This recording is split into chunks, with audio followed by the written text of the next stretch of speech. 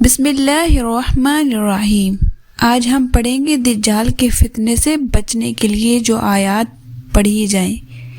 نبی کریم صلی اللہ علیہ وسلم نے فرمایا، قیامت سے پہلے سخت اندھیری رات کے ٹکڑوں کی طرح فتنے ہوں گے۔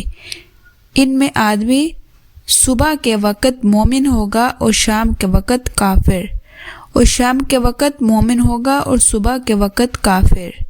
ان میں بیٹھنے والے کھڑے ہونے والے سے بہتر ہوں گے، اور ان میں چلنے والے بھاگنے والے سے بہتر ہوں گے۔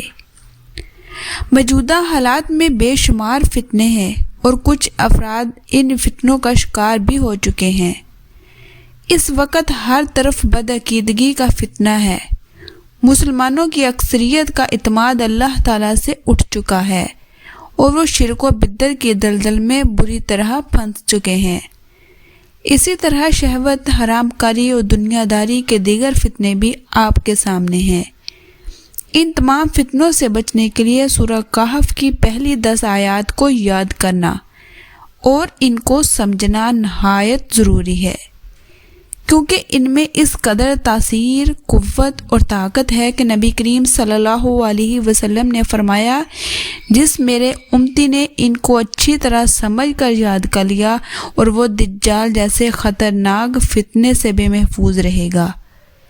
جب یہ آیات دجال جیسے فتنے کے لیے بھی کافی ہیں، تو ان کی برکت سے روزمرہ کے فتنوں سے بچنا بھی بہت آسان ہے۔ یاد رکھیں، دجال ایک کانے لعنتی انسان کا نام ہے جو ایران سے نکلے گا۔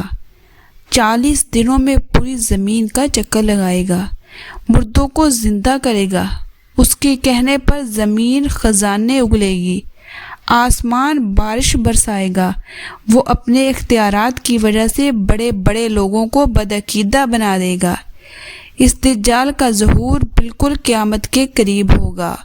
حضرت عیسیٰ علیہ السلام اس کو ملک اسرائیل میں جہنم وصول کر دیں گے۔ جزاک اللہ۔ اللہ تعالی ہمیں اپنے حفظ و امان میں رکھے۔